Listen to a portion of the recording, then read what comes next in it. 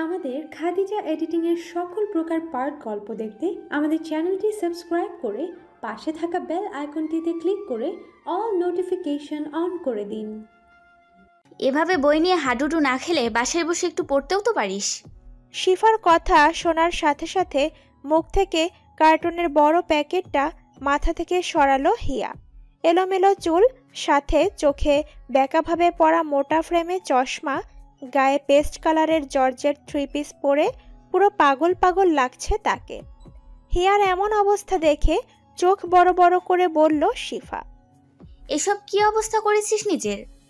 উত্তরে নিজের মাথার চুল সাথে চশমাটা ঠিক করতে করতে বলে উঠল, আর বলিস না, একটা উপন্যাস খুঁজতে এসেই এমন অবস্থা হয়েছে নিজের। কি? তাহলে বলছি কি, ভেবেছিলাম একজন বড় সড়ো রাইটারের গল্প পড়লে হয়তো মস্তিষ্কটা একটু পরিষ্কার হবে, কিন্তু হলো কি, হ্যাঁ, ওই শালার কার্টুনটার জন্য আমার সব গেল। কেন, ওটা কি করেছে?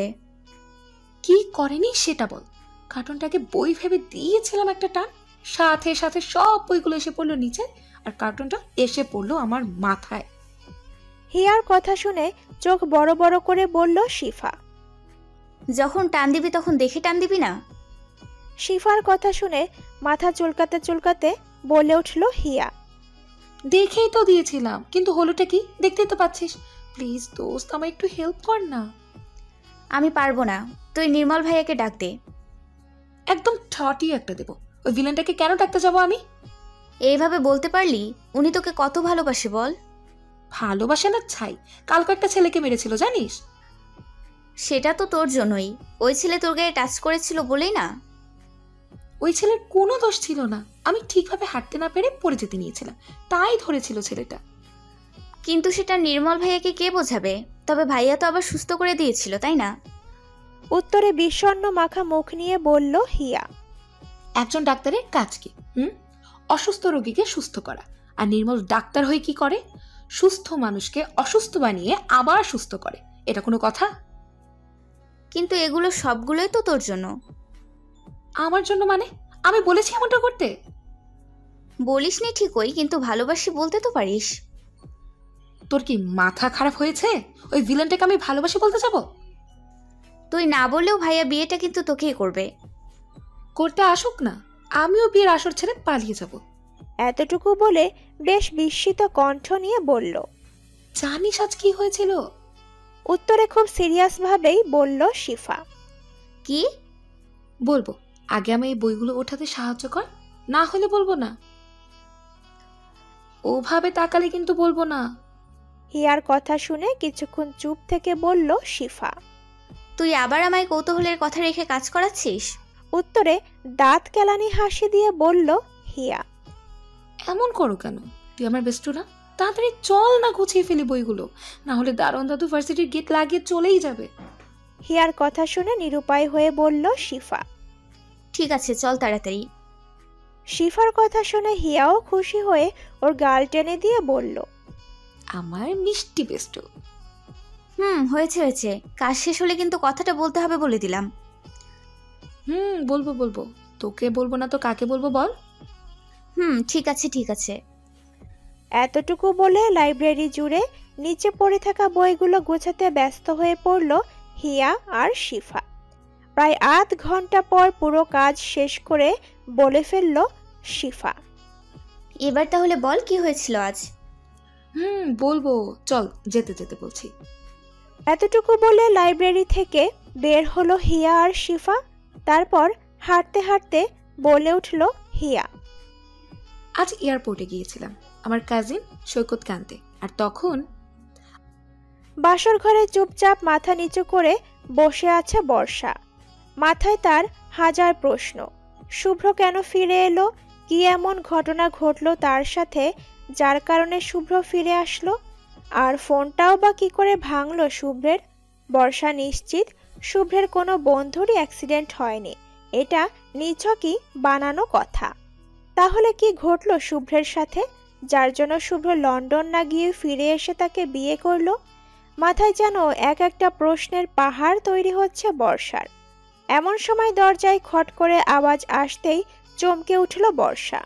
বর্ষা বুঝতে পেরেছে শুভ্র এসেছে, তবে আপাতত মাথা উঁচু করে শুভ্রকে দেখার বিন্দুমাত্র ইচ্ছে নেই তার, তাই চুপচাপ মাথা নিচু করেই বসে রইল বর্ষা। অন্যদিকে দরজা আটকে চুপচাপ এগিয়ে আসতে লাগলো শুভ্র বর্ষার দিকে।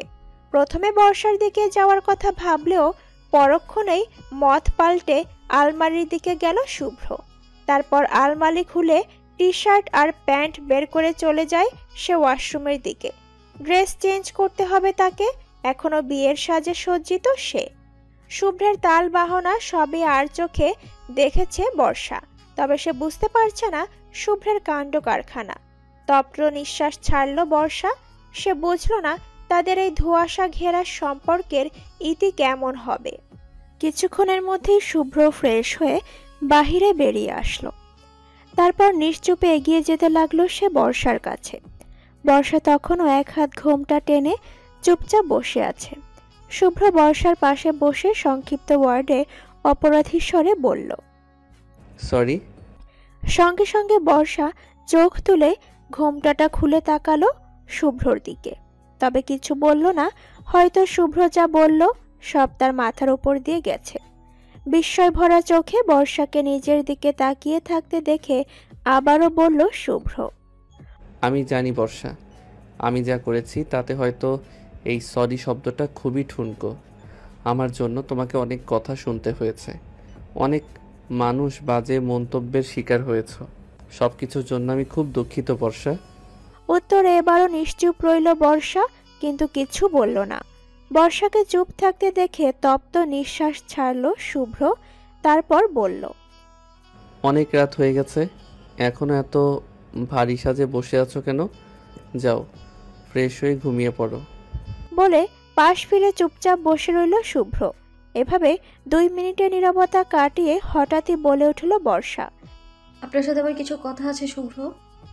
এতক্ষণ পর বর্ষার মুখের ভয়েস শুনে বিস্মিত ভরা চোখে শুভ্র তাকালো শুধু বর্ষার দিকে। বর্ষা তখন চুপচাপ বসেছিল মাথা নিচু করে। শুভ্রের দিকে না তাকিয়ে কথাটা বলল সে শুভ্রকে। বর্ষার কাজে শুভ্র কিছুটা হতাশা নিয়েই বলল, তুমি কি আমার দিকে না তাকিয়ে কথা বলবে বর্ষা? এবার বর্ষা তাকালো শুভ্রর মুখের দিকে, তারপর নিশ্চুপেই বলল, আপনি তো চলে গিয়েছিলেন, তাহলে ফিরে কেন এলেন শুভ্র? বর্ষার কথা শুনে শুভ্র নীরবেই বলে উঠল, অনেক সময় আমরা যা চাই তাই হবে এমনটা নয়, চাওয়া না পাওয়ার মধ্যে কিছু জিনিস আছে। বর্তমানে তুমি আমার জন্য সেটাই। আর আমি জানি আমরা দুজনেই পরিস্থিতির শিকার। দাদুর মন রাখতেই আমরা এই বিয়েটা করেছি। তার মানে আপনি দাদুর জন্যই ফিরে এসেছেন শুভ্র? উত্তরে দীর্ঘ শ্বাস ফেলে বলল শুভ্র, তেমনটাই। তবে কি শুভ্র? শুভ্র আরো কিছু বলবে এমন সময় শুভ্রের ফোনটা বেজে উঠল। শুভ্র একবার ফোন তো একবার বর্ষার দিকে তাকিয়ে বসা থেকে উঠে দাঁড়ালো, তারপর বলল, বাকি কথা পরে হবে বর্ষা, তুমি ফ্রেশ হয়ে ঘুমিয়ে পড়ো।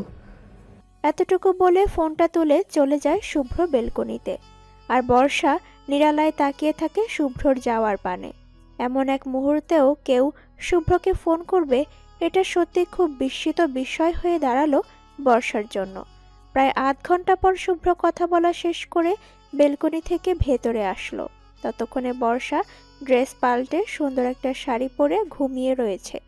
শুভ্র এক পলক তাকালো বর্ষার মুখের দিকে, তারপর বলল, জানো তো, আমরা অনেক সময় যা চাই তা যেমন পাই না, তেমনি অনেক সময় চাওয়ার জিনিসের চেয়েও অতি মূল্যবান কিছু পাই। এতটুকু বলে তপ্ত নিঃশ্বাস ফেলে রুমের লাইট অফ করে সোফায় শুয়ে পড়ল শুভ্র। সে জানে না তার আগামী দিনগুলো কেমন হবে। আদৌ কি সে মানিয়ে নিতে পারবে বর্ষার সাথে? সত্যি তো, প্রত্যেকবার মেয়েদেরকেই কেন মানিয়ে নিতে হবে, ছেলেদের কেন নয়? মাঝে মাঝে ছেলেদেরও মানিয়ে নেওয়া উচিত। গভীর রাত, ঘড়ির কাঁটায় প্রায় 2টো ছাড়িয়ে গেছে। এমন সময় আচমকা চোখ খুলে ফেলল বর্ষা। মাথার ভেতর অগোছালো কথাটা ঘুরপাক খাচ্ছে খুব।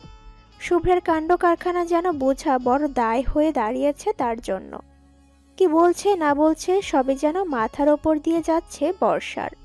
দূর আকাশ বেয়ে মৃদু বাতাস আসছে রুমে। তবে আপাতত প্রকৃতির দিকে খুব বেশি নজর দিল না বর্ষা। নিমেষেই চোখ দুটো বুজিয়ে নিল সে। পরের দিন সকালে সূর্যের ফুরফুরে আলোতে ঘুম ভাঙল বর্ষার। রুমে তখন শুভ্র ছিল না। সোফায় শুভ্রকে না দেখে কিছুটা চিন্তিত মুখ নিয়েই শোয়া থেকে উঠে বসল বর্ষা। পরক্ষণে ওয়াশরুম থেকে শব্দ আসায় বর্ষা বুঝল শুভ্র হয়তো ওয়াশরুমে গেছে। কিছুক্ষণ এদিক সেদিক তাকিয়ে তৎক্ষণাৎ বসা থেকে উঠে দাঁড়ালো বর্ষা। এমন সময় দরজায় নক করলো কেউ। বর্ষাও নিজে হালকা গুছিয়ে নিয়ে এগিয়ে এলো দরজার কাছে। দরজা খুলতেই শুভ্রের ছোট বোন শুভ্রাকে দেখে বলল সে। Good morning.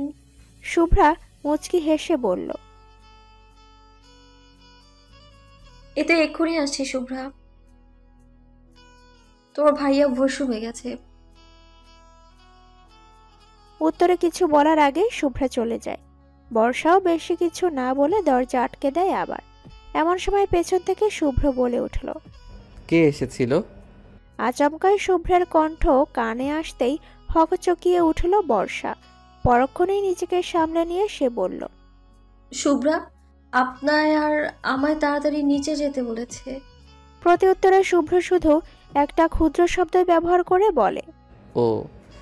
শুভ্রের কথার প্রতি উত্তর হিসেবে বর্ষাও নিরিবিলি শব্দ বলে, হুম। ভার্সিটির লাইব্রেরির একদম শেষ বেঞ্চের কর্নার সিটে চুপচাপ বসে আছে হিয়া। চোখে মুখে বিস্ময়ের ছাপ তার। যদিও বইয়ের পাতায় মুখ লুকিয়ে আছে সে, তারপরও বিরক্ত লাগছে। কেমন যেন সবকিছুই ধূসর মিশ্রিত ধোঁয়াশা লাগছে আশপাশ। হিয়া বই ছেড়ে ডায়েরিতে হাত দিল। তারপর নিজের অজান্তেই কিছু অগোছালো শব্দকে গুছিয়ে লিখতে শুরু করলো সে।